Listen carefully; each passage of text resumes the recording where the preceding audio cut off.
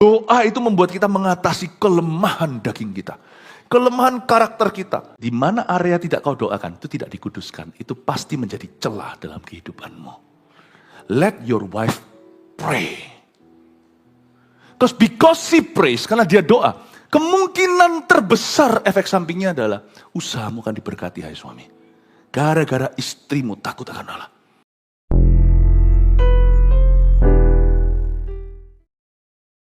Dan biarkan buah bibir kami berupa puji-pujian yang kami sengaja lewat lagu, terutama dari hati, berkenan di hatimu ya Tuhan. Ajari kami, anak-anakmu untuk berdoa.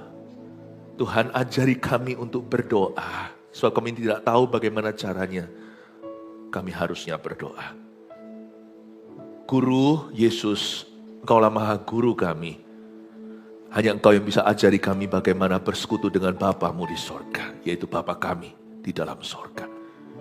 Ajari kami semua, pakai hamba-Mu yang punya hubungan jauh dari sempurna hubunganku dengan Tuhan. Pakai hamba-Mu Tuhan untuk bisa membawa iman jemaat maju. Sembunyikan hamba-Mu di balik salib-Mu. Kami semua termasuk hamba belajar punya hubungan yang makin erat, makin dekat, makin intim dengan Tuhan. Ajari kami berdoa. Dalam nama Yesus, haleluya. Amin. Buka Lukas pasal 9, ayat 28 sampai 36. Saya bacakan dulu ya seluruhnya, oke?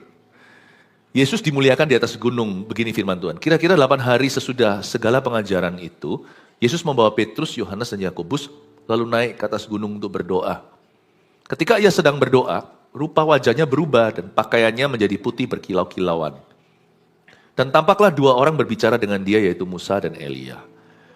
Keduanya menampakkan diri dalam kemuliaan dan berbicara tentang tujuan kepergiannya yang akan digenapinya di Yerusalem. Sementara itu Petrus dan teman-temannya telah tertidur, dan ketika mereka terbangun, mereka melihat Yesus dalam kemuliaannya, dan kedua orang yang berdiri di dekatnya itu. Dan ketika kedua orang itu hendak meninggalkan Yesus, Petrus berkata kepadanya, "Guru, betapa bahagianya kami berada di tempat ini. Baiklah kami dirikan sekarang 3 kemah, satu untuk engkau, satu untuk Musa, dan satu untuk Elia." Tapi Petrus tidak tahu apa yang dikatakannya itu. Sementara ia berkata demikian, datanglah awan menaungi mereka. Dan ketika mereka masuk ke dalam awan itu, takutlah mereka. Maka terdengarlah suara dari dalam awan itu yang berkata, "Inilah anakku yang kupilih, dengarkanlah dia." Ketika suara itu terdengar, nampaklah Yesus tinggal seorang diri dan murid-murid itu merahasiakannya. Dan pada masa itu mereka tidak menceritakan kepada siapapun apa yang telah mereka lihat itu. Efeknya berdoa dan kurang berdoa. Hari ini saya mau jelaskan sesuatu yang mendasar sekali. Doa adalah sebuah seni yang tidak bisa sembarang dipelajari, harus orang yang sudah lahir baru atau lahir kembali. Tapi kalau Anda memang mau mempertajam satu skill, pertajamlah kemampuanmu untuk berdoa. Bukan hanya berguna untuk dirimu di masa-masa krisis atau kritis hidupmu, tapi doa itu sangat berguna buat orang lain juga. Kalau rumah Tuhan disebut rumah doa, jemaatnya nggak bisa berdoa gimana? Bisa berdoa itu penting loh. Karena itu akan nanti menjadi penolongmu di saat-saat kau butuh. Karena jalur dengan Tuhan itulah koneksi sesungguhnya yang kau perlukan. Kalau kita pelihara hubungan dengan orang-orang yang berkuasa atau yang pegang kunci. Atau dengan orang tertentu kita melobi. Supaya apa? Nggak ketinggalan informasi. Jangan sampai nanti ada apa-apa, kita tinggal di gua, kita nggak tahu, lalu kita kena celaka. Padahal sebenarnya sudah bisa dengar-dengaran, apalagi doa. Orang yang paling tahu segala sesuatu di hidup kita, yang sudah ada di masa depan kita itu Tuhan. Tapi kita justru biasanya remehkan dan abaikan. Orang yang smart, cari Tuhan dulu. Dan cari Tuhan selalu. Doa itu penting sekali karena Tuhan yang pegang kunci kehidupan ini. Dan kita nggak bisa jauh-jauh. Onderdil kita semua itu dari pabriknya. Tuhan itulah yang menjadikan kita. Saya mau jelaskan di sini ayat, kalau saya membaca firman, misalnya Lukas 9, itu biasanya satu kesatuan. Saya kalau baca Alkitab nggak suka begini, comot-comot ayat mana, ayat mas itu ya oke. Cuma saya jadi hilang konteks. Kalau Anda baca Lukas 9 ini sungguh-sungguh very interesting. Gini ya, saya kasih spilling, saya akan kasih bocoran bagaimana cara saya membaca pasal demi pasal. Tiap pasal itu ya, Yesus ngajar gini kok selanjutnya terjadi mujizat itu ya. Itu nggak ada yang namanya kebetulan. Nggak ada yang namanya kebetulan. Kenapa yang Tuhan sembuhkan itu orang tuli dulu supaya dia dengar firman? Nah, waktu saya baca Lukas 9, di sini tuh ada satu kejadian yang nanti saya lanjutkan di ibadah berikutnya. Kenapa ada berkat terlewat? Karena murid-murid Yesus pilih tidur daripada berdoa. Nanti bolehlah Anda curiga. Next-nextnya setelah kita baca kejadian di gunung ini, ketika murid-muridnya milih tidur daripada sembahyang, Anda boleh, kecurigaan Anda akan terbukti bahwa ayat-ayat berikutnya, story-story kemudian selanjutnya, nanti ya, si rasul-rasul murid Yesus ini kesleo semuanya dalam kehidupan. Nggak berdoa, nggak ada tuntunan. Biasanya malah salah tingkah. Nanti semua yang lainnya itu, kekonyolan demi kekonyolan. Jadi semua perikop ayat-ayat ini ada hubungan dengan cerita berikut. Dan ada hubungan dengan cerita sebelumnya. Tapi terlalu luas dibahas seluruh pasal, saya kasih bocoran before and after-nya kira-kira seperti apa. Ini adalah cerita tentang doa, bukan tentang Musa dan Elia saja. Bukan hanya Yesus berubah rupa, Tuhan nunjukkan kuasa doa. Efeknya apa kalau kita berdoa? Efeknya apa kalau kita tidak berdoa? Bahkan kurang berdoa pun ada efeknya. Kita akan lihat. Kita lihat dulu ayat 28, kira-kira 8 hari sesudah segala pengajaran itu. Kalau Anda baca ayat sebelumnya itu banyak teachingnya Yesus. Yesus ngajar. Sesudah pengajaran itu Yesus membawa Petrus, Yohanes, dan Yakobus lalu naik ke atas gunung untuk berdoa. Anda harus tahu doa itu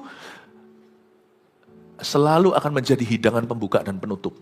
Sebab kalau kita hanya mentah-mentah baca Alkitab tapi kurang berdoa, bahaya manusia kedagingan ini bisa menafsirkan Alkitab sembarangan. Dan kita punya daging itu cenderung kena jerat, yaitu hukum Taurat. Kita baca itu lalu kita rasa harus, tapi nanti penerapannya kita salah kaprah karena tidak dituntun oleh Roh Allah, tapi oleh hikmat kita sendiri. Doa itu memang tidak langsung kena ke kognitif kita. Kadang-kadang kita rasa sia-sia lah, ngapain lah kita itu muji Tuhan sampai nangis segala. Loh, nangis itu salah kalau pura-pura. Tapi kalau kita terjama emosi kita ikut-ikutan, I think Tuhan sedang mengurusi emosimu. Allah sedang melakukan sesuatu dan membentuk perasaanmu.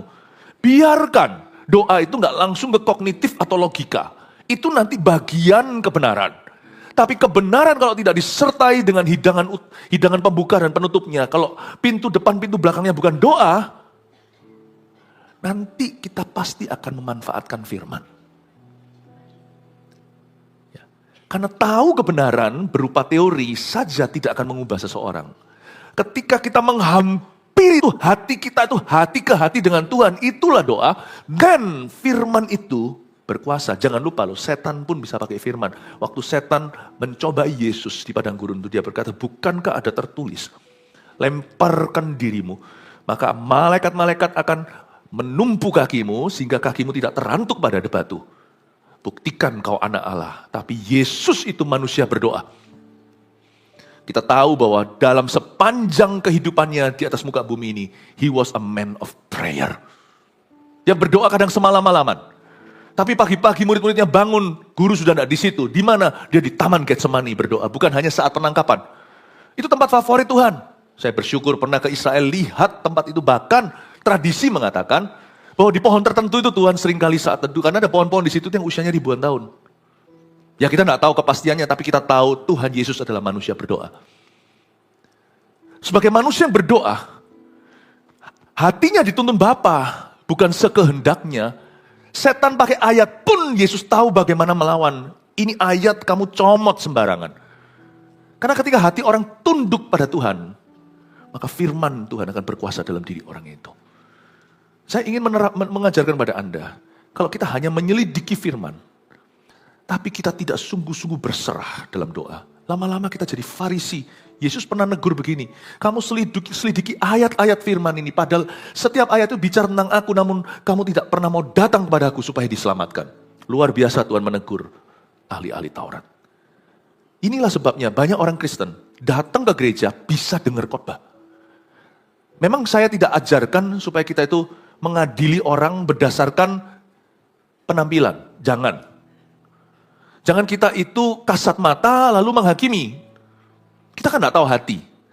Tapi kita jangan menilai orang lain, nilai diri sendiri. Nah kalau kita pada saat puji-pujian dinaikkan, penyembahan dinaikkan, kita diam. Bukan karena kita mau diam, kita nggak tahu mau ngapa. Dan waktu doa juga kita hanya toleh kanan, toleh kiri.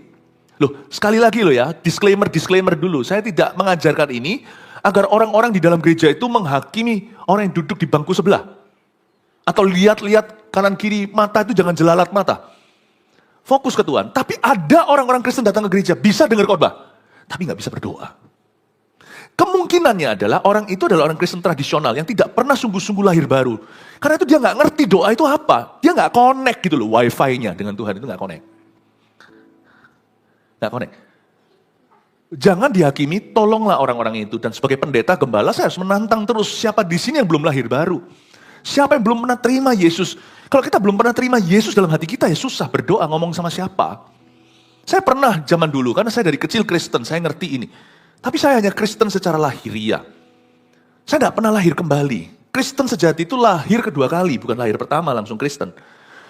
Waktu dulu ya, saya pertama kali masuk ke gereja yang bukan hanya nyanyi himnal. Karena zaman dulu saya itu pernah ke gereja, waktu kecil, nggak ada yang salah dengan ini. Cuman saya nggak pernah ditantang oleh kakak-kakak rohani di tempat untuk saya terima Tuhan. Jadi saya nggak ngerti yang namanya menerima Yesus, punya hubungan pribadi dengan Allah. Itu saya nggak ngerti semua.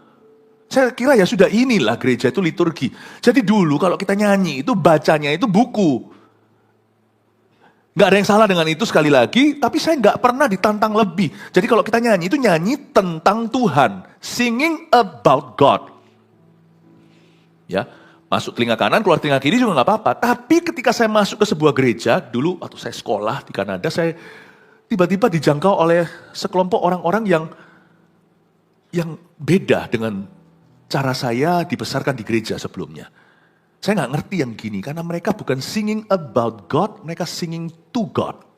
Mereka bukan menyanyi tentang Tuhan, mereka nyanyi kepada Tuhan. Mereka bukan mengaminkan doa orang yang berdoa dan berkata, amin, amin gitu aja, tapi mereka semua diajari itu berdoa kepada Allah. Wah, ini susah. Jadi pada waktu saya masuk di tengah-tengah kelompok orang-orang yang Pentakosta ini, bukan hanya bahasa lidahnya yang membingungkan saya, apa ini? Tapi waktu saya masuk sana, mereka semua merem, bukan lihat buku, itu sesuatu yang aneh bagiku. Kami memuji kebesaran-Mu. Semua orang ke tangan begini, ada yang merem, ada yang nangis. Ajaib Tuhan, ajaib Tuhan. Semua ada juga yang gak merem, melek matanya tapi lihat ke depan. Kami memuji kebesaran-Mu. Ajaib Tuhan, ajaib Tuhan. Saya itu di antara jemaat. Saya lihat teman saya yang janggal saya itu nyanyi sambil lihat ke depan. Di depan ada WL, pemimpin pujian, dan satu rombongan orang. Kami memuji kebesaran-Mu. Saya itu otomatis reaksinya gini. Saya lihat dia ngomong kami memuji kebesaran-Mu, saya lihat WL-nya. Kamu memuji kebesaran orang itu. Paham maksud saya? Saya nggak bisa lihat Tuhan dalam suasana itu. Karena sebenarnya meskipun saya Kristen, hatiku tuh sekuler sekali. Zaman dulu. Jadi saya bilang kami memuji kebesaran-Mu, semua lagi lihat ke depan. Kebesaran siapa, Rek? Saya bilang begitu sama teman saya. Kebesaran siapa? Shh. Saya digituin. Oh ya sudah, ya sudah. Kebesaran siapa maksudmu? Kami memuji kebesaran-Mu. Ada yang merem. Waktu merem saya lihatin teman saya sebelah kiri, saya merem. Kamu merem itu kenapa? Ajaib Tuhan. Saya gak punya hubungan dengan Tuhan. Ajaib Tuhan. Kami memuji kebesaran-Mu. Saya lihat orang sebelah kiri saya. Kebesaran pendetanya. Ajaib Tuhan. Dalam hati saya, siapa Tuhan? Saya Kristen loh ya, lahir saya Kristen. Mama saya sudah antar saya ke gereja. Tapi seperti ini aneh bagi saya. Karena saya ngertinya semua itu hanya liturgi dan baca sesuatu yang sifatnya agamawi. Kita nyanyi tentang Tuhan. But when they're singing to God, I don't have that. Saya tidak punya sesuatu yang mereka miliki. Dulu saya kira mereka gila. Dulu saya kira mereka tidak waras. Apalagi ketika mereka berbahasa roh. Wah sudah dewe-dewe sendiri-sendiri seperti seolah-olah masing-masing itu punya mesbah. Masing-masing itu curhat sama Tuhan. Wah yang kayak gitu saya benar-benar rasa left out deh. Untungnya nggak sepanjang ibadah kayak gitu. Paling cuma 5 menit di tengah-tengah praise and worship. Untung. Tapi saya terus terang merinding. Saya rasa ada something. Ada sesuatu yang mereka miliki yang aku tidak punya. Sampai seorang kakak rohani berkata, Philip, kamu perlu you should accept Jesus in your heart. What? Nah kita sudah biasa mungkin dengan skenario ini kita datang ke gereja. Tapi nggak semua orang bisa berdoa. Dan kalau kita nggak bisa berdoa nanti ketika kita sekarat misalnya jangan sampai dalam nama Yesus. Tapi jika sangat-sangat cupu bahasa anak-anak muda. Sangat-sangat lemah sekali. Kalau waktu itu kau bergantung pada doa orang, pray for me. Waktu kita sudah ada di ranjang dan tidak bisa berbuat apa-apa, pray for me. Dan kita nanti akan menjadi orang yang menggapai Tuhan lewat tangan orang lain. Siapa yang bisa tolong saya? Celaka kalau di masa itu baru kau belajar berdoa. Bangun hubungan dengan Tuhan itu sekarang. So kalau kita tidak berdoa, kita tidak punya kekekalan. Kita tidak punya pegangan. Tidak semua orang Kristen di gereja bisa berdoa. Karena tidak semua orang Kristen lahiriah punya hubungan dengan Tuhan. Karena itu saya dorong Anda. Doa harus menjadi nafas hidupmu. Mulailah sekarang mumpung sehat. Mumpung masih muda. Mumpung masih sadar. Kira-kira 8 hari sesudah segala pengajaran itu, you see, setelah Yesus ngajar, diakhiri dengan apa? Dia bawa 3 muridnya yang paling dekat, naik ke atas gunung untuk berdoa. Yesus tidak berhenti sampai memberi mereka seminar. Boleh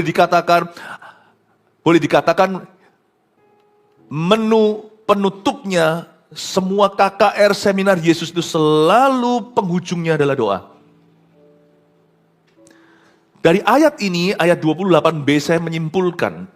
Saya baca sekali ayatnya.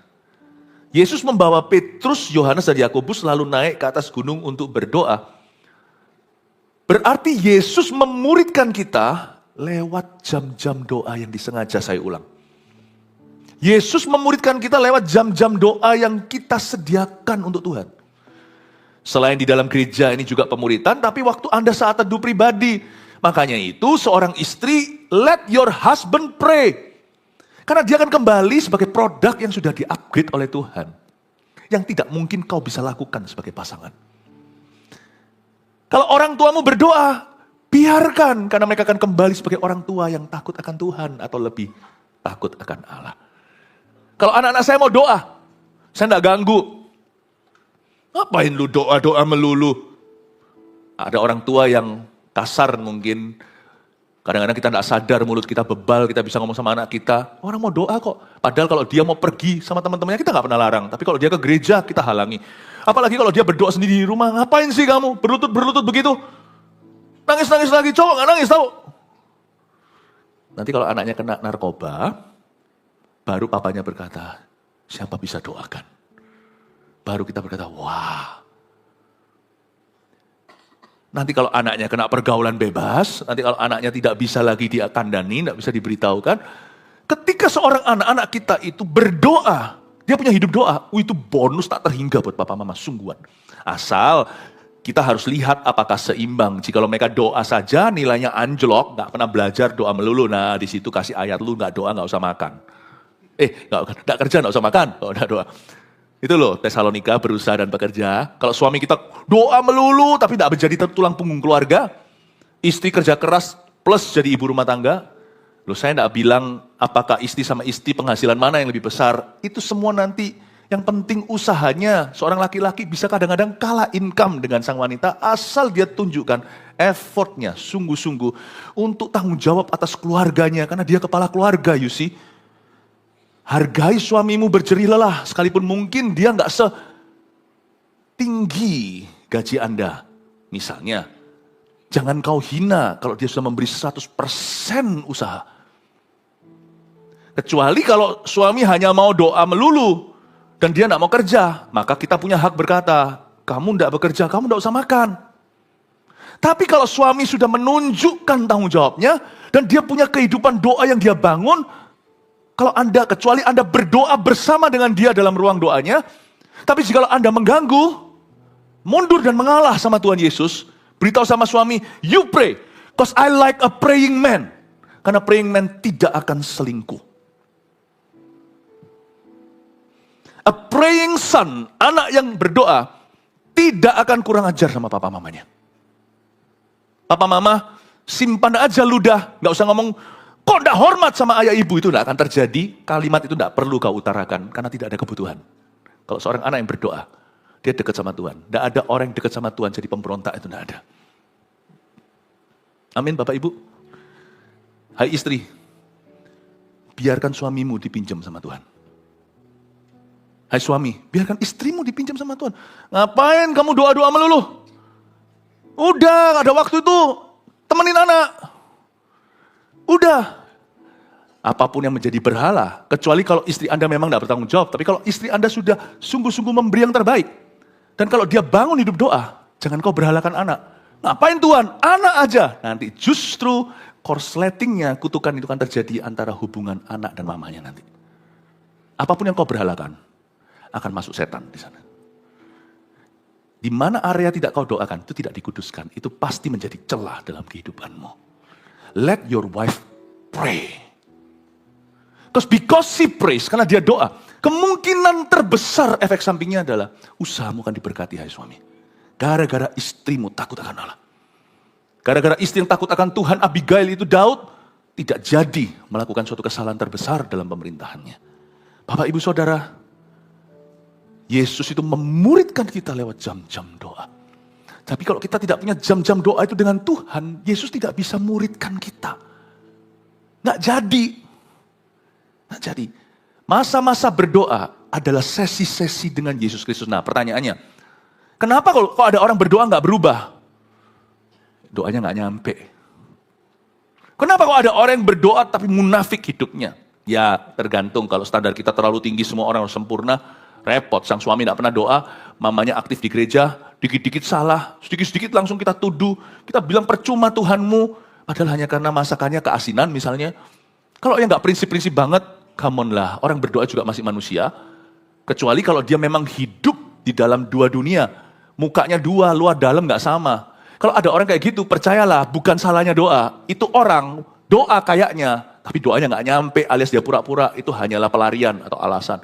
Anda juga bisa menguji doa orang itu tulen, genuine, apakah sejati. Ya, di sini kan ada orang berkata, aku punya temen tuh, aktif tuh doa, pendoa sekali dia. Apa-apa doa, tapi lihat itu. Dia memang sengaja sana sini, merugikan orang-orang.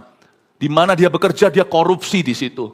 Lihat dia doa, tetapi lihat dia di luar sana kelakuannya. Dia berzina. Dia nggak setia sama pasangannya. Dan kayak gitu jangan percaya. Dari buahnya, bukan dari doanya, kau tahu satu pohon. Kau nilai pohon itu dari buahnya. Orang itu kalau berdoa benar, sungguh-sungguh doanya nyampe sama Tuhan. Artinya doanya nyampe itu dia waktu doa itu sungguh-sungguh dimuridkan. Dia doanya itu bukan hanya kamuflase atau hanya sebagai hiasan. Kalau orang itu doa sungguh-sungguh, dia konsentrasi penuh dengan Tuhan, itu dia bawa hidup. Tuhan pasti akan obrak-abrik hidupnya, percayalah. Kita kalau doa yang nyampe sama Tuhan itu doa yang begini loh, yang doa yang masuk ke hadirat Allah. Yesus muridkan kita di jam-jam doa kita itu. Tuhan sungguh-sungguh muridkan kita. Yang kayak gitu tuh doanya sungguh-sungguh. Tapi orang yang nampaknya berdoa tetapi hidupnya tidak keruan, jangan kau mudah percaya. Anggaplah doanya hanya pura-pura. Tapi ya, jangan keterlaluan. Dikit-dikit ada orang itu yang selalu cari salahnya anggota keluarganya yang Kristen. Wah, selumbar dicari padahal di mata orang, padahal sebalok di matanya itu nggak kelihatan. Nah yang gitu ya kita harus balance ya, kita harus seimbang. Tapi kalau itu sesuatu yang cengli, ya. Kita ngerti, tapi kalau itu sesuatu yang tidak lumrah, kita lihat orang itu kayaknya doa, tapi di luar dia main wanita, padahal dia sudah beristri. Don't believe a thing that he's praying to God. He's using God's name in vain. Jangan percaya kalau dia berdoa kepada Tuhan, tapi justru sebaliknya dia memanfaatkan Tuhan. Dia memanfaatkan Tuhan, dia menyebut nama Tuhan dengan sembarangan. Amin Bapak Ibu. Tapi kalau Anda sungguh-sungguh berdoa, ingatlah bahwa Yesus yang membawa Petrus, Yohanes, Yakobus naik ke atas gunung untuk berdoa, Yesus perlu waktu-waktu doa untuk memuridkan Anda. Kalau Anda tidak provide waktu itu, Anda juga tidak akan nggak akan alami pemuridan Yesus dalam hidupmu. Saya ingat waktu saya nggak bisa tiap hari saya masih berdoa. Kalau saya tidak dimuridkan Tuhan di jam-jam doa saya, celaka. Saya ini orangnya keras. Saya masih ingat kok, apalagi dulu-dulu waktu saya baru bertobat. Setiap kali masuk hadirat Allah ya, saya nangis benar-benar saya itu orangnya paling anti cengeng padahal. Nangis kalau kadang nyanyi 2-3 lagu atau lagu keempat, gimana saya pakai gitar ala kadarnya, kunci-kuncinya sebisanya. Saya lagu tertentu tiba-tiba saya nangis. Makanya doa itu lebih baik jangan, kalau doa saat itu pribadi itu lebih baik di tempat yang privacy. Saya nyanyi, nangis Tuhan, karena saya malu-malu sendiri setelahnya. Kenapa aku ini nangisan? Itu bulan-bulan awal ya, 3 bulan pertama saya bertobat itu, tiap hari itu saya nangis. Mungkin mengejar ketinggalan saya, dulu saya keras, gak pernah nangis sama sekali-kali. Saya nangis tiap hari, sekarang saya ngerti, saya belum paham, sampai keluarga saya yang komentar. Philip kok berubah ya, dulu keras sekali, sekarang bisa memaafkan orang. Waktu keluarga saya merasakan perbedaannya, saya dulu orangnya atos sekali. Tapi sekarang saya bisa mudah belas kasihan sama orang. Itu keluarga saya yang merasakan waktu itu. Ternyata saya tidak sadari, di masa-masa saya berdoa, saya tidak bisa taruh dalam kalimat dan kata-kata. Hatiku dimuridkan Yesus. Diubahkan, dilembutkan. Sehingga hati ini makin lama makin kalibrasi. Semakin merapat, semakin mendekat pada Tuhan. Dibikin jadi semakin seperti Kristus. Hati ini. Do you know that prayer is discipleship time with Jesus? Prayer time is discipleship time with Jesus. Jangan kau tunda kalau Tuhan suruh kita doa. Ada sesuatu yang Tuhan taruh. Ya, kita sekarang lihat ayat yang ke-29 dulu. Ketika ia sedang berdoa, Yesus sedang berdoa, rupa wajahnya berubah. Wow. Dan pakaiannya menjadi putih dan berkilau-kilauan. Ayat 29 saya mau jelaskan. Doa itu ya, yang pertama-tama diubahkan oleh doa itu adalah pendoanya. Kita kira doa itu semata-mata adalah sarana untuk mengubah keadaan kita. Itu iya. Kita dengar pepatah, bukan dari Alkitab sih. Tetapi kita dengar pepatah itu dan juga ada di dekorasi-dekorasi di toko buku Kristen. Prayer changes things. Doa mengubahkan segala perkara. Itu benar. Tapi ingin saya tekankan lewat ayat 29. Yang pertama diubahkan oleh doa seseorang. Doa seseorang adalah pendoanya itu sendiri. Dalam hal ini sekarang kita lihat contoh Yesus. Yesus tidak berdosa. Beda sama kita. Kita orang berdosa butuh doa. Kalau enggak siapa kekang daging kita. Tapi Yesus itu suci. Dan ketika ia sedang berdoa, nampak warna aslinya. Doa itu mengubahkan pendoanya. Waktu Yesus sedang berdoa, rupa wajahnya berubah. You think that prayer changes things? Let me tell you, prayer first of all changes you. Kita kira doa mengubah perkara. Izinkan saya ngomong ini dulu. Bahwa doa pertama-tama mengubahmu. Saya cerita tadi, saya nggak sadari, orang tua yang menyadari. Waktu mereka bilang, Philip kok nggak keras, saya baru sadar. Padahal waktu saya doain orang tua saya nggak doain saya. Waktu itu, salah satu orang tua saya bukan orang Kristen. Waktu itu, saya doakan, tapi ternyata siapa sangka, waktu saya berdoa, yang berubah dulu itu saya. Jadi lebih lemah lembut, lebih ya. Sampai sekarang pun belum 100%. Saya masih bisa marah, kadang-kadang masih bisa membantah Tuhan. Tapi I'm getting there. Makanya saya tidak mau putus doa. Sekalipun saya tahu sejak saya terima Yesus mati pasti masuk surga. Tapi kan saya masih hidup di dunia dalam daging dan darah. Saya masih terus perlu diubahkan. Seperti Yesus berubah rupa. Kalau Yesus bukan berubah dari orang berdosa jadi orang suci. Yesus tanpa dosa. Coba lihat ketika beliau berubah rupa. Wajahnya itu berkilau ya kan. Doa itu membawa yang namanya the image of God in your life. Itu justru nyala. Doa itu mengubah sang pendoanya. Lalu gak hanya berhenti sampai mengubahkan orang itu. Pakaiannya menjadi putih. Berkilau-kilauan lagi. Ada yang namanya efek kekudusan ketika seseorang berdoa. Waktu kita berdoa, ada yang namanya efek kekudusan. Bukan hanya rupa wajahnya berubah, pakaiannya jadi putih. Di area-area kedagingan, area-area kompromi kita, area-area kita selalu kalah, selalu tergoda, selalu jatuh dalam dosa, area-area pencobaan, itu tiba-tiba ada efek ini. Pakaian kita menjadi putih. Seperti ada the beauty of holiness. Di area biasanya saya kalah selalu dengan daging saya. Saya maksudnya sih mau taat sama Tuhan tapi selalu dikalahkan. Tapi sekarang di area itu saya menang. Doa itu membuat kita mengatasi kelemahan daging kita. Kelemahan karakter kita. Biasanya saya selalu ragu tapi sekarang mudah percaya. Tiap hari saya selalu mulai hari saya dengan berdoa berbahasa roh. Itu sebuah karunia, saya tidak sesali. Itu indah, itu berguna. Malam hari sebelum saya tidur, saya berbahasa roh lagi. Itulah setiap hari disiplin rohani. Saya selalu mulai hari dengan Roh Kudus, mengakhirinya dengan Roh Kudus. Karena saya tahu saya tidak bisa percaya diriku. Kalau saya percaya pada diri saya, aduh saya tidak tahu saya berakhir jadi apa. Pakaian menjadi putih itu berarti ada efek kekudusan. Ada kuasa di area-area kelemahan. Di mana bajuku itu seperti dicuci. Aneh ketika kita berdoa, kita bisa mengalahkan pencobaan. Ketika kita kurang berdoa, bukankah Yesus berkata gini sama murid-muridnya? Roh memang penurut, daging itu lemah. Berdoalah supaya kamu jangan jatuh dalam pencobaan. 3 kali Tuhan ngomong begitu, waktu murid-muridnya pilih tidur di Getsemani. Padahal Yesus sudah mau diserahkan. Karena mereka tidak berdoa, ya lumrah. Petrus menyangkali 3 kali sebelum ayam berkokok 2 kali. Yohanes salah satu yang diajak doa malah bobok pulas. Nanti Yohanes itu ketika Yesus ditangkap, dia juga hampir ketangkap. Dia lari dan tinggalkan jubahnya, bajunya. Ada satu murid yang lari telanjang, tahu nggak, malu banget. Kalau kita tidak berdoa nanti kita tidak akan ready untuk pencobaan di depan, tantangan. Dan terutama kita nggak akan siap untuk apa yang Tuhan mau lakukan di hidup kita dan orang lain. Doa itu sebenarnya, mungkin kita tidak tahu segala sesuatu. Waktu kita doa itu rasanya, apa sih buang-buang waktu? Daripada begini lebih baik kan kerja. Time is money. Makanya itu saya nggak mau ngeflow soal doa. Soal doa itu saya punya set waktu. Saya punya set waktu. Saya disiplin tidak kurang, tidak lebih. Karena saya tidak berada dalam sebuah perlombaan 100 meter atau sprint. Saya dalam maraton. Hidup saya itu seumur hidup harus doa. So saya tahu saya siapa. Saya tahu saya siapa sebelum saya kenal Tuhan. Saya tahu saya masih bisa jadi siapa kalau hari ini saya jauh dari Tuhan. Saya tidak boleh percaya pada dagingku. Saya harus percaya pada Yesus di dalam diriku.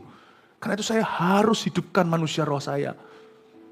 Karena saya tahu bahwa saya itu seumur hidup perlu membangun hidup doa yang benar-benar konsisten dengan Tuhan. Saya tidak mau nafsu di depan, doa 5-6 jam, lalu habis itu 6 tahun nggak doa. Atau saya tidak mau kurangi sebentar, hari ini kurangi 5 menit, lama-lama akhirnya pun tidak berdoa. Karena saya tahu hidupku maraton, saya harus konsisten dan konstan dengan Tuhan. Hari saya selalu dibuka dengan saya menyapa Roh Kudus. Dan selalu ditutup dengan saya menyapa Roh Kudus. Karena saya tahu pakaian saya hari ini masih putih. Itu karena kuasa doa yang dibangun secara sengaja. Sebab kita semua, kalau hari ini kurang berdoa, kita pun nanti akan melihat kebangkitan daging kita. Dan daging itu bau, daging itu basi. Tidak ada yang baik, makanya tidak disebut buah-buah daging, kasih, sukacita, damai sejahtera, itu buah roh. Roh dengan R huruf kecil. Memang Roh Kudus, tapi roh kita yang membuahkan. Karena kita bersekutu dengan Roh Allah. Buah daging itu bukan kasih, bukan sukacita, damai sejahtera, kesetiaan, penguasaan diri, bukan. Buah daging itu amarah, pesta porah, perzinahan, pembunuhan, iri hati, itu buah daging. Karena saya tahu kita semua adalah keturunan Adam dan Hawa. Kita pastikan manusia roh kita yang memimpin di depan. Hiduplah oleh roh, Roma 8. Maka kamu tidak akan mengikuti hawa nafsu daging. Dosa itu susah ditolak kalau hanya ditenging-tenging doang. Setannya gampang. Tapi keinginan dalam diri kita yang menyeret kita dalam dosa itu hanya bisa dikalahkan ketika kita sembahyang, ketika kita berlutut di hadapan Tuhan, ketika di kaki Yesus, kita mendapatkan kuasa supranatural. Kita mendapatkan kuasa yang spiritual yang tidak kelihatan, yang Tuhan taruh dalam diri kita, dan itu menyala lewat doa, sehingga kita berani berkata tidak kepada dosa. Iman kita lebih kuat daripada manusia daging kita. Itulah sebabnya doa is very powerful untuk menguduskan pakaian seseorang. Makanya ayat pengkhotbah dikatakan, adakah minyak di kepalamu dan biarkan pakaianmu atau jubahmu tetap putih. Itu hanya bisa dipelihara ketika seorang punya kehidupan doa. Banyak orang Kristen tidak punya kehidupan doa. Mereka hanya ke gereja seminggu sekali. Tidak heran, maaf, hidupnya penuh dengan laraan. Kita bisa lihat, hidupnya Senin sampai Sabtu penuh dengan sampah-sampah rohani di dalam diri. Kenapa? Orang itu bermaksud baik juga nggak bisa, karena it's by God's power. Hanya lewat Holy Spirit's power, hanya lewat kuasa Roh Kudus kau bisa kalahkan sifat dosamu. Itu nggak bisa lewat pendidikan. Orang berkata cara mengentas masalah dunia itu adalah semua orang harus berpendidikan tinggi. Come on, pernah lihat orang berpendidikan tinggi? Eropa nggak kurang-kurang. Coba kita lihat sekarang semua itu, baik LGBTQ, semuanya itu, apakah mereka orang bodoh? Tidak. You think that the answer adalah education, you're wrong. It's prayer, soaking in time. Benar-benar kita itu berada meluangkan waktu dengan Jesus Christ dalam doa. Itu yang membuat pakaian putih. Bukan hanya itu, berkilau-kilauan lagi. Ada efek pemakaian Allah atas hidup orang itu. Doa itu ada efek pemakaian Tuhan. Bukan hanya putih bajunya untuk dirinya, tapi berkilau-kilauan yang membuat orang lain terkena sinarnya. Kalau kita berdoa ya, saya melihat sesuatu. Itu ya, hidup kita itu penuh dengan yang disebut keberuntungan oleh orang dunia, tapi kita orang percaya menyebutnya kebajikan dan kemurahan. Aneh, kemana kita pergi sekalipun sesuai dengan rencana, selalu nanti ada pemakaian-pemakaian Allah yang tidak terduga. Setiap orang hidupnya lain-lain, tapi saya punya kesaksian saya. Saya misalnya, tak lama yang lalu kita ada acara full timer waktu itu di Kota Batu. Kita ada retreat lah, ya biar full timer bisa istirahat, bisa olahraga. Kita harus orangkan setiap orang. Gak hanya jemaat yang dikasih full timer, juga adalah jemaat Tuhan. Kita di situ kumpul, sesi ringan, sampaikan lalu kita doa, lalu sisanya itu olahraga segalanya. Tiba-tiba ada satu orang, saya mestinya nggak jalan ke situ, tapi nggak tahu kenapa ada gerakan saya mesti jalan ke sana. Padahal saya tadinya mau pergi ke WC atau kemana saya lupa. Tapi saya harus jalan ke situ, ketemu sama orang. Liatin aja, mau ajak foto misalnya. Saya yang datengin, ayo. Siapa sangka ternyata orang yang punya trauma sebelumnya, bukan jemaat kita. Punya trauma sama hamba-hamba Tuhan. Punya trauma sama gereja, sama orang Kristen. Simple gesture. Mestinya ke WC, nggak tahu kenapa saya ke rute itu. Saya jalan dulu lewati situ. Saya itu nggak pernah nganggur. Pas istirahat pun mau pakai waktu sebaik-baiknya. Untuk saya lewati ternyata ketemu orang itu disembuhkan sama Tuhan. Cuman simple thing.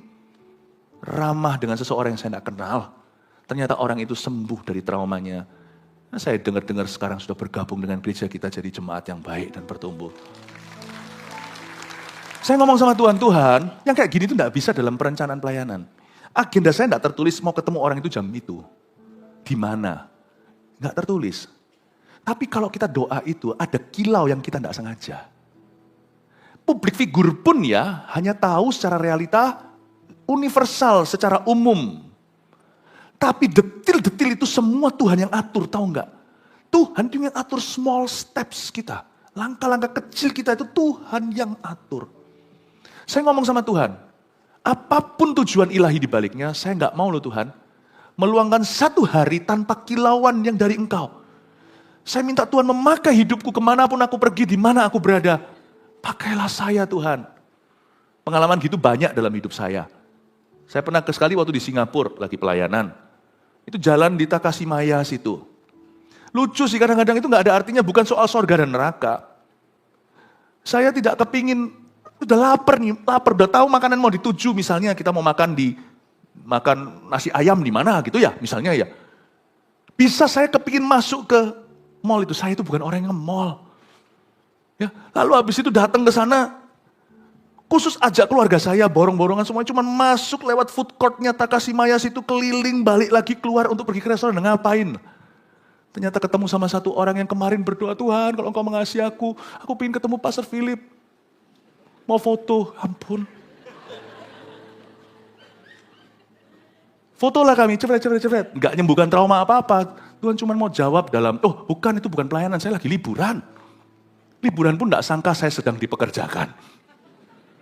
Tapi saya enggak keberatan. Saya ngomong sama Tuhan, kalau itu bagian dari kilauan. Saya sebagai public figure beda dengan setiap orang. Tapi setiap kita pasti ada kilauan yang Tuhan sediakan. Doa itu membuat kita itu kebentur dengan hal-hal yang kita enggak sengaja. Beberapa orang itu berarti ketemu jodohnya. Beberapa orang itu ketemu orang-orang yang jadi jawaban nanti dalam bisnisnya. Justru ketika kau cari dengan usahamu, kau tidak akan menemukan. Justru kalau Anda nemukan dengan kedagingan, Anda pasti akan temukan semua yang salah nanti. Tapi kalau kita belajar berserah di jam doa, nanti langkah kita itu dituntun tanpa kesengajaan kita. Kebajikan kemurahan itu mengikuti kita, bukan kita usahakan. Itu yang dunia katakan kebetulan. Atau dunia katakan keberuntungan. Itu yang terjadi nanti. Dalam konteks kita beda-beda. Mau pendeta, ibu rumah tangga semua itu ada kilauan yang diberikan hanya when you are on the mountain of prayer of your life. Hanya orang yang naik ke gunung doanya. Gunung doa ini bukan lokasi geografi, gunung doa ini disiplin doa yang tinggi. Hanya orang yang punya kehidupan doa itulah yang akan mengalami kilauan di gunung transfigurasi dengan Yesus. Saya ngomong sama Tuhan, bolak-balik cerita seperti ini dalam kehidupan saya. Aku enggak mau loh Tuhan Yesus hanya mengalami apa yang disengaja oleh manusia. Ada efek pemakaian Tuhan di atas orang-orang yang berdoa. You ask that in your life. Waktu doa, makanya itu jangan pernah berkata doa itu buang-buang waktu. Doa itu masuk ke waktu yang beda. Setelah kau doa, tanpa kau sadari, kau masuk sudah dalam kairos atau waktu ilahi. Doa itu membuatmu masuk ke divine timing. Itu alamnya beda sudah. Saya dorong Anda, jangan lewatkan jam doamu. Sungguhan. Berdoalah sebelum kau bekerja. Milikilah mesbah doamu dan dengan keluargamu. Dan waktu doa di gereja, itu luar biasa. Kebaktian ini juga jam doa. Bangun hidupmu. Waktu kita lagi doa, jangan ini. Kebaktian itu bukan show, semua orang lihat ke depan. Kami memuji kebesaranmu, kebesaran siapa sih? Waktu kita datang sama-sama doa secara korporat itu powerful. Ada sesuatu yang beyond your life, itu yang poured down on you. Ada sesuatu yang di luar kapasitasmu secara pribadi, itu yang akan dicurahkan kepadamu. Prayer time is power time. Amin Bapak Ibu. Ayat 30, dan tampaklah dua orang berbicara dengan dia, yaitu Musa dan Elia. Percayalah kalau Anda berdoa tiba-tiba ada Musa dan Elia, kemungkinan bukan mereka. Ini Musa dan Elia ini adalah apa yang mereka representasi, apa yang mereka wakili. Musa mewakili hukum Taurat, Elia mewakili kuasa nabi, kuasa profesi. Orang yang berdoa akan di briefing sama Tuhan, dua materi ini semakin kaya dalam dirinya. Orang itu akan mengalami kuasa firman, seperti yang dibawa Musa. Firman itu tiba-tiba hidup, makanya itu saya suka doa dulu sebelum saya baca Alkitab secara pribadi. Makanya di dalam gereja juga sama liturginya seperti itu. Bukan liturgi, itu sudah hikmat dari perjanjian lama. Ku masuki gerbangnya dengan hati bersyukur, halamannya dengan pujian. Anda tidak masuk langsung belajar teologi.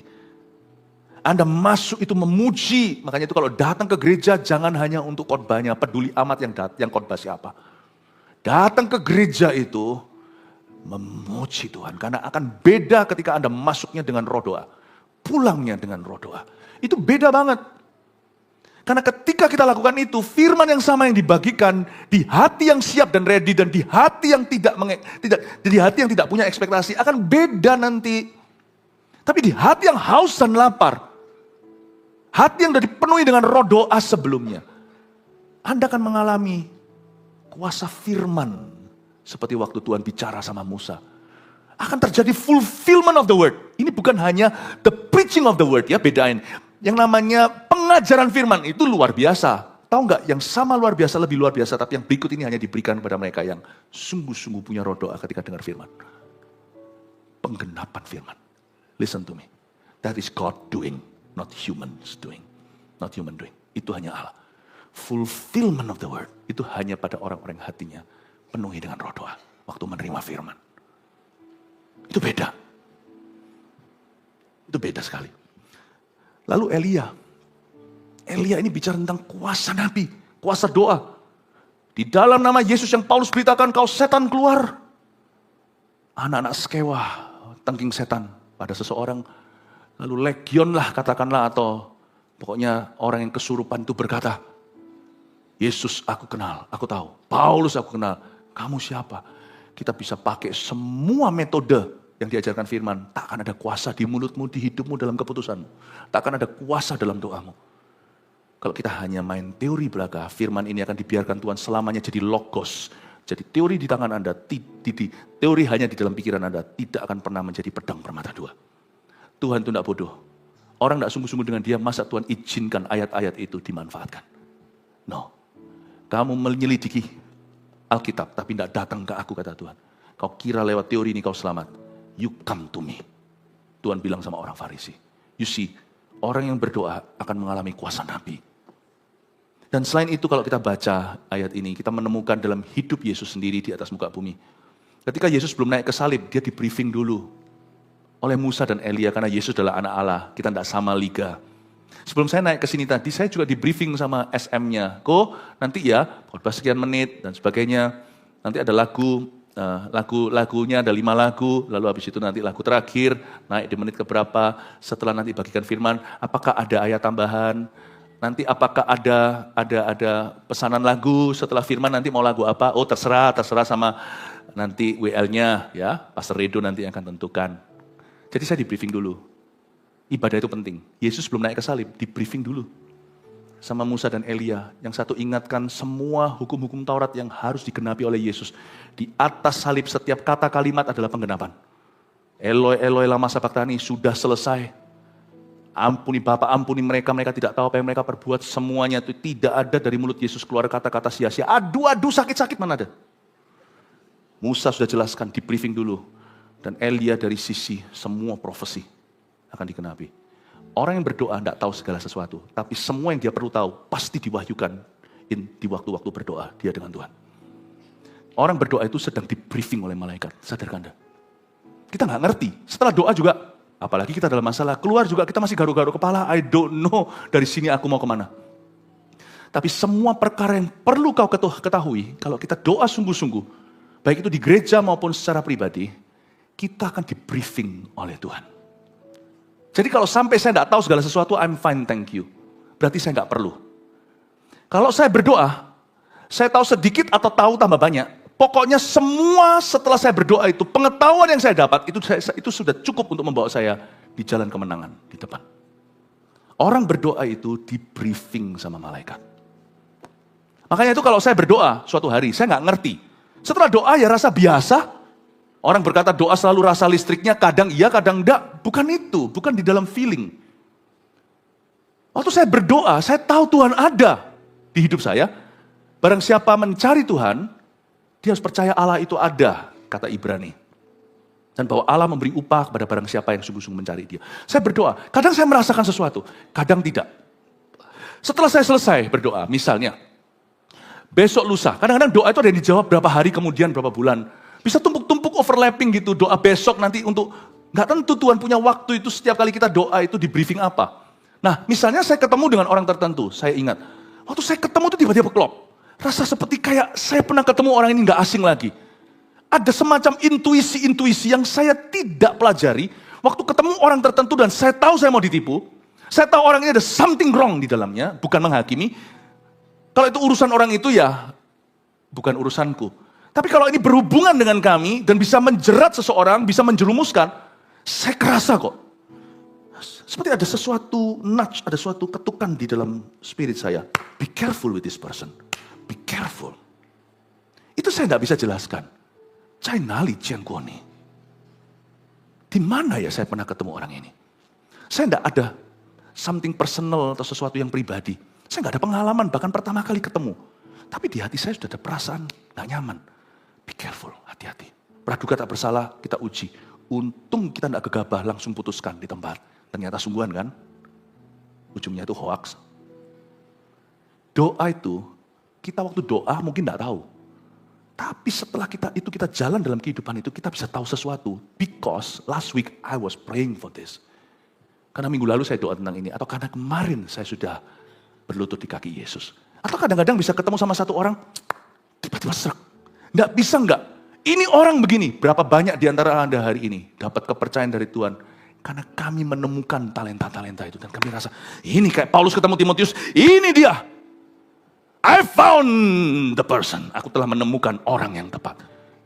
Itu kalau nggak doa nggak dapat. Yesus sebelum menemukan 12 rasulnya, bahkan termasuk Yudas, dia berdoa semalam-malaman kepada Bapa sebagai anak manusia.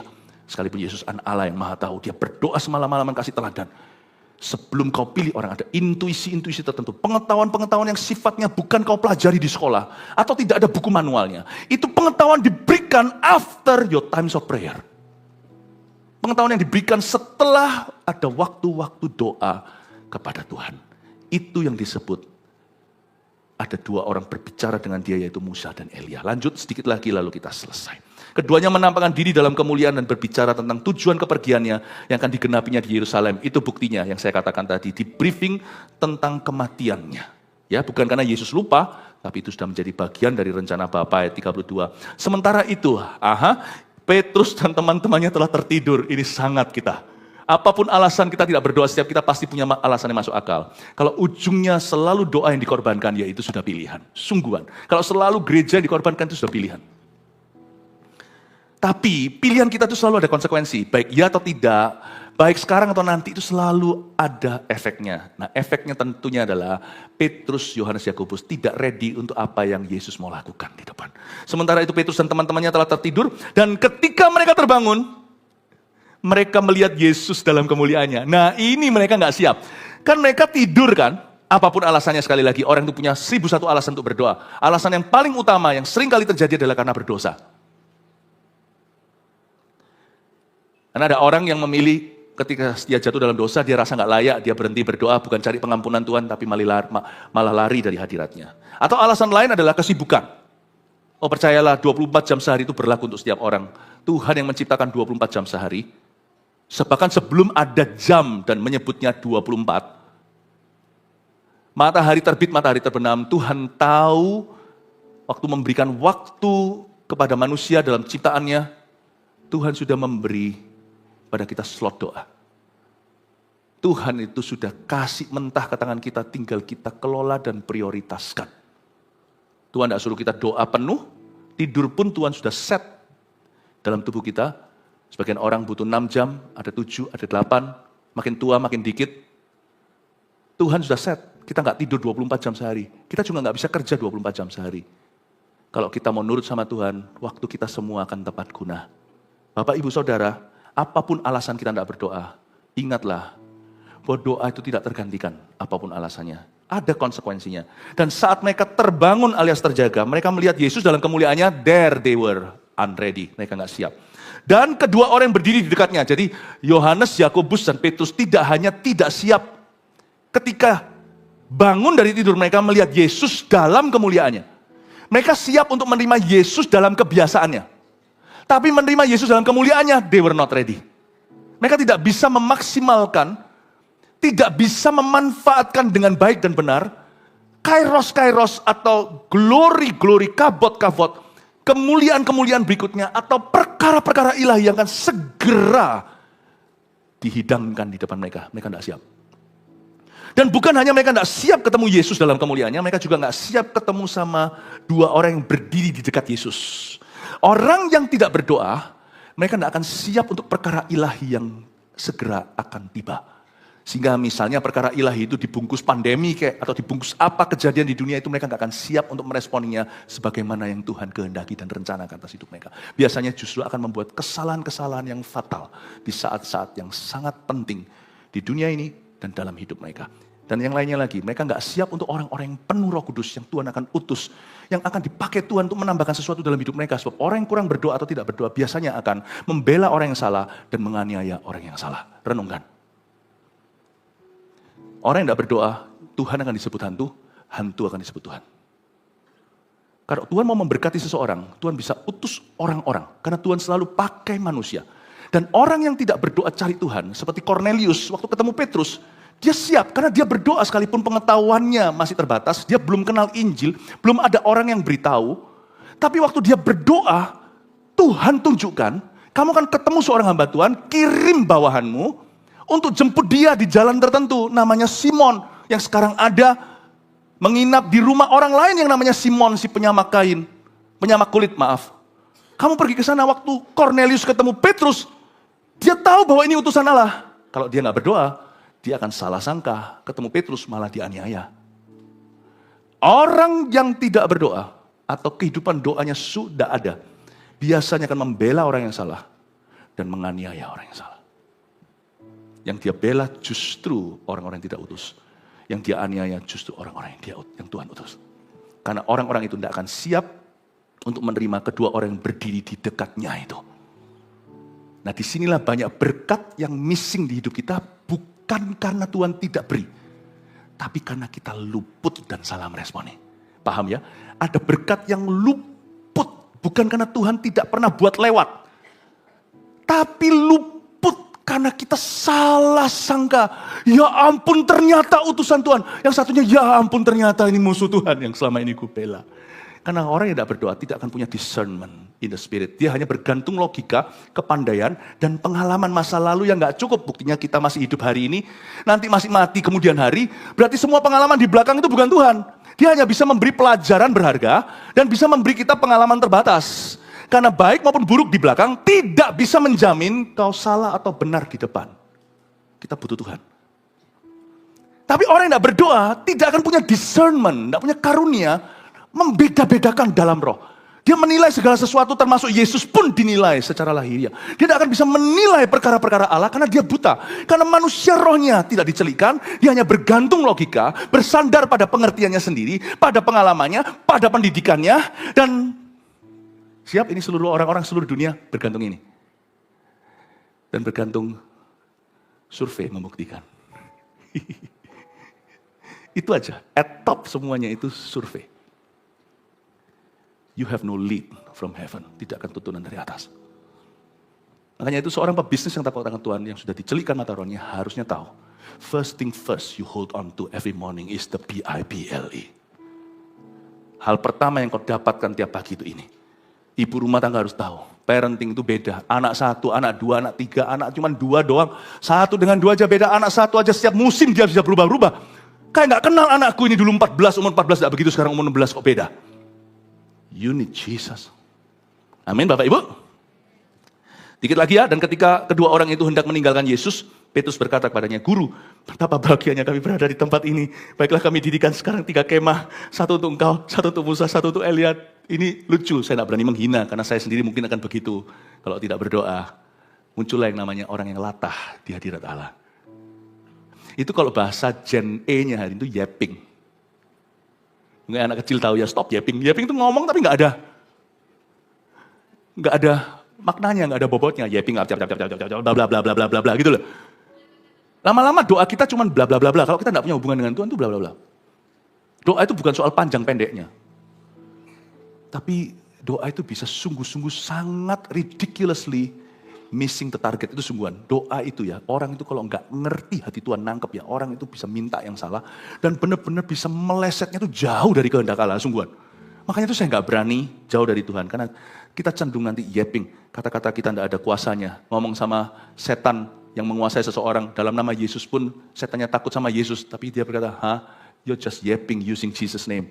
Kamu cuma pakai nama Yesus aja ngomong latah, ngomong sembarangan. Tapi Petrus tidak tahu apa yang dikatakannya itu. Betul sekali ayat 33, ayat 34. Sementara ia berkata demikian, datanglah awan menaungi mereka. Ketika mereka masuk ke dalam awan itu, takutlah mereka, ini dia.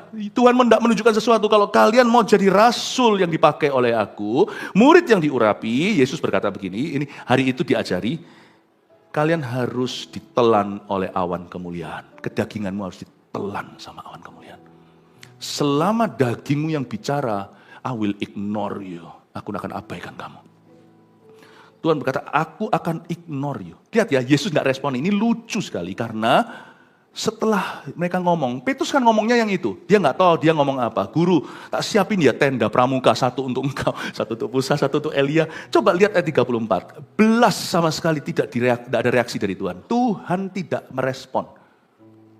Pernahkah Anda merasakan hidup kita, proyek kita Tuhan tidak responi? Karena apapun yang tidak dari hasil doa, itu adalah yapping ke sorga. Dan Tuhan tidak responi. Tuhan seperti tidak seolah-olah tidak ada yang terjadi. Jangan marah loh kalau kita itu di ghosting sama Tuhan. Apa itu bahasanya? Ghosting ya? Bukan di ghosting, Tuhan tidak pernah ghosting. Tapi jangan marah ya. Jangan panas hati kalau kita seperti didiemin sama Tuhan. Sebab Tuhan tidak bertanggung jawab untuk meresponi segala sesuatu di hidupmu. Apa yang dibangun oleh daging, Tuhan tidak terlibat di dalamnya. Bapak, Ibu, Saudara, Pak Petrus itu didiamkan sama Tuhan. Dan sementara ia berkata begitu, awan telan dia. Kalau Tuhan mau bekerja lebih dalam hidupmu, dagingmu harus dikikis. Dan tahu gimana caranya daging bisa dikikis? Lewat jam-jam doa, itu terkikis. Beratnya ketika di dalam doa, aduh waktu kok berlalu lama sekali. Aduh Tuhan, aku harus belajar percaya belajar menunduk, belajar berserah. Padahal serasa di buru-buru waktu, hidupku sedang terhimpit sesuatu. But aku harus berlutut di kaki Yesus. How hard it is. Saya dikikis sebab saya tahu kalau daginganku tidak dikikis. Dan paling bagus dikikis di saat-saat momen-momen doa. Tuhan tidak bisa berbuat lebih dalam hidup saya. Saya harus ditelan oleh awan.